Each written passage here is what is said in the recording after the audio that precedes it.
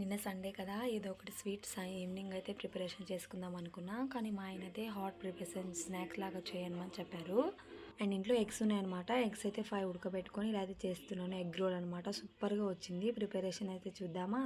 ముందు 5 ఎగ్స్ అయితే ఉడకబెట్టుకొని పక్కన పెట్టుకొని ఇలా తురుముకొని పెట్టుకోండి. అండ్ ఒక ఎగ్ కూడా గిలగొట్టుకొని పక్కన పెట్టుకోండి అనమాట. అండ్ బ్రెడ్ కూడా పౌడర్ తీసుకొని పక్కన పెట్టుకోవాలన్నమాట. ఇంకా మనం తురిమిన ఎగ్లో అయితే పచ్చిమిర్చి ఉంటే కట్ చేసి పెట్టుకున్న ఉల్లిపాయలు అండ్ కొంచెం కొత్తిమీర కూడా, అండ్ ఉప్పు కారం కూడా వేసుకోవాలన్నమాట. అండ్ ఇందులో కొంచెం నేను కారం కూడా వేసాను అనమాట.